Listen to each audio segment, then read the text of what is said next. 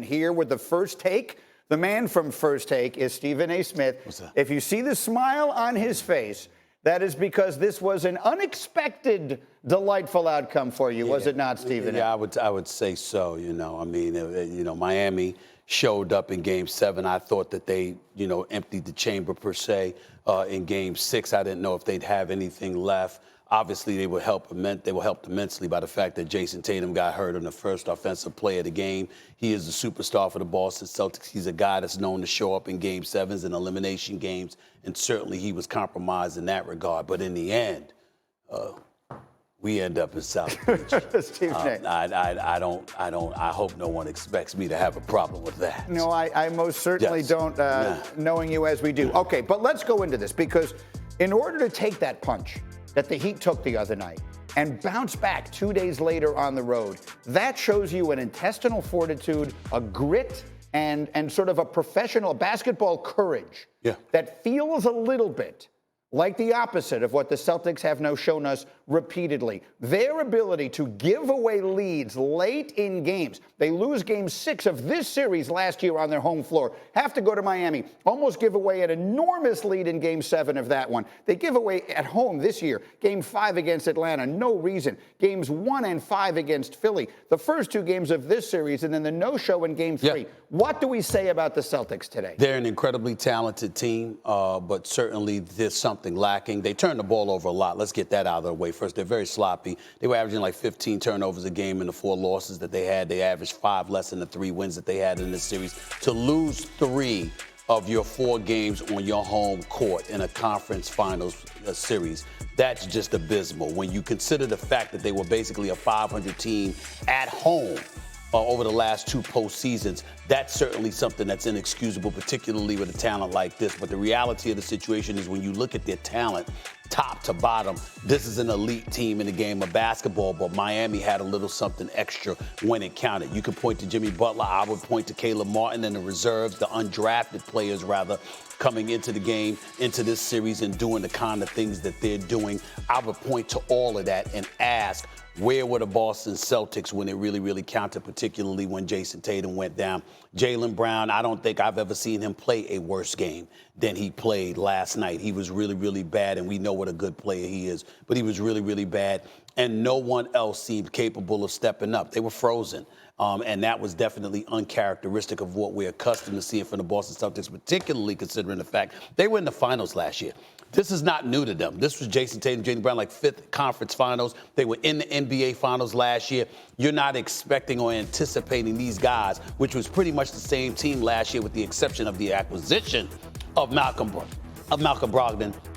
You certainly expected a lot from the Boston Celtics. You didn't get it, and now you've got to look at them. You've got to look at them a little differently. There is one other big difference, as you obviously know, and that is that Ime Udoka was their coach last year, and he took them to the final. And Alan Hahn said this morning here on this show that he believes, I don't want to put words in his mouth, but he's sitting right over there, so nod your head at me if I'm saying this wrong or something. He believes that the difference this year was that they had Udoka last year and he got them there, and the difference this year was that they didn't have him on their bench. Well, listen, that's hard to say. I would agree with Alan completely if the Boston Celtics hadn't come back from an 0-3 deficit and tied at 3-3 and forced the Game 7. We certainly were in no position to say that once the series was notched 3-3. What I would tell you is this. Last year, we saw Jason Tatum and Jaylen Brown when they made mistakes, when they were a bit sloppy with the basketball, when they weren't doing what they were supposed to do.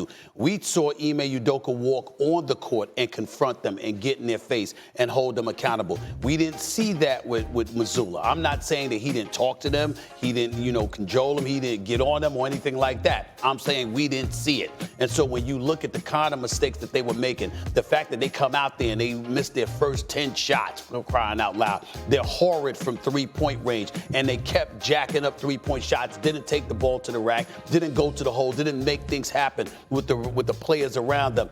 That's certainly something you could look at Coach Mazzulla about and say, wait a minute, that could have been better. But we all knew coming into this season, as good as he may end up being, he was no Ime Udoka. Ime Udoka, as far as I'm concerned, I don't approve of how the Boston Celtics have handled that situation, and we all know that. And I think that ultimately this came back to haunt them in the end, because I don't think the mistakes that you saw would have happened with Udoka. He's no Ime Udoka, and he's certainly no Eric Spoelstra. Not yet.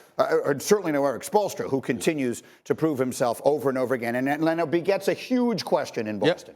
Because Jason Tatum's an outstanding player, and Jaylen Brown is an outstanding player. And they may like each other a lot as people. What I'm about to say is I'm not trying to read anything into their relationship. I don't know anything about their relationship. But I know enough about sports to know they don't make each other better. They don't have chemistry. If you and I do a good show together, it's because I make you better and you make me better. If we don't have chemistry, then I'm just me and you're just you. Right. That's what they look like to me. So the question is, do you give him $59 million a year to keep him and keep Jaylen Brown? Yes. No. I don't think you give. First of all, I don't think you give him that much. Period, because he's not your number one option. That kind of money is reserved for number one. So then, what he says to you? Either give it to me or I want out. Well, excuse me. I mean, there's a guy by the name of Damian Lillard in Portland. I wouldn't mind getting somebody like him, who's a closer, by the way, who's a point guard as a closer, who's a sniper. We got all of that stuff going for ourselves. If you're Damian Lillard, obviously he's older than Jaylen Brown, but Jaylen Brown, I think the real challenge is that he has aspirations for being that number one guy, and that is never going to happen with Jason Tatum. So the question is, can he accept being 1A? And I think we've seen enough evidence over the course of the last couple of years where we see that's at least a challenge for him. Last night certainly didn't help his cause or his case, and maybe that would throw some humility in the situation. Not saying he's lacking it, but maybe that would throw more humility in the situation where he's saying, wait a minute, I might be better off being right here and just growing with these guys and knowing my position, because I ain't Jason Tatum. But if he feels adamant that that's not the case and he needs to move on, then you need to think about an abundance of parts that you could get potentially for Jaylen Brown, because he is a star in this league and he is young. He is younger. Either you get an abundance of players, which I don't think is necessary, or you get a superstar caliber sniper like Damian Lillard to come to Boston in return for his services. And then I was kind of like a shell of myself. It's tough to move. You know, it was just frustrating, especially, you know, that happened on the first play. When my team needed me most, like JT hurt his ankle, first play of the game, you know, my team turned to me to make plays and et cetera, and I came up short, I failed. I expected to win today.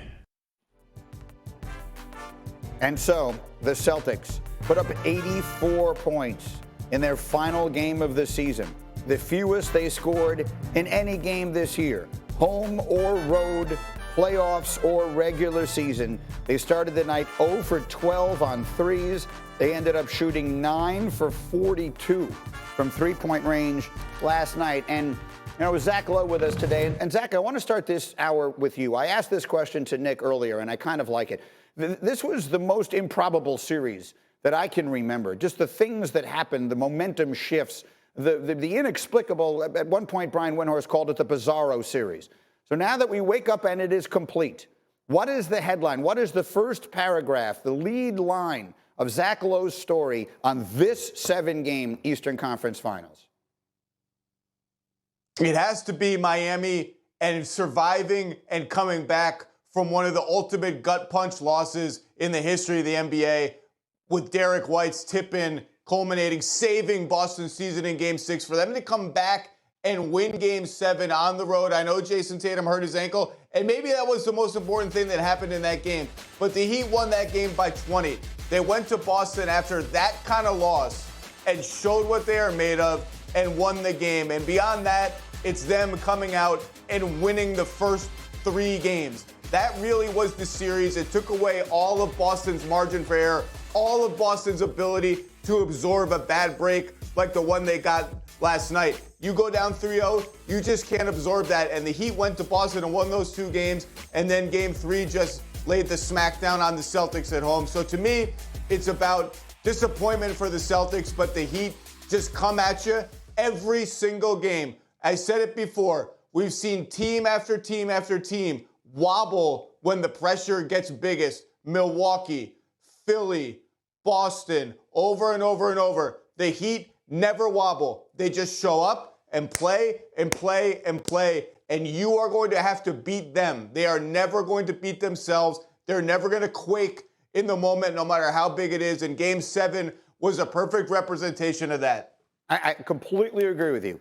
And you can sort of like draw a line from three people, from Pat Riley to Eric Spoelstra to Jimmy Butler. It is the mentally toughest collection of important people that any team in the NBA has. That said, I like the point that you made earlier to me, Alan, and that is that the Celtics blew this series in Game 3. Yeah. Because you put yourself in a position, and I think Zach said it at one time when we were talking about this last week, where you're just one Jason Tatum's turned ankle away from the whole thing getting away from you, and that is where they let it get away. Yeah, and that's who they've been. That's been their, we talk about identities. That's who they've been this whole playoffs. They messed around in the series with Atlanta. Didn't need to go 6, but it did.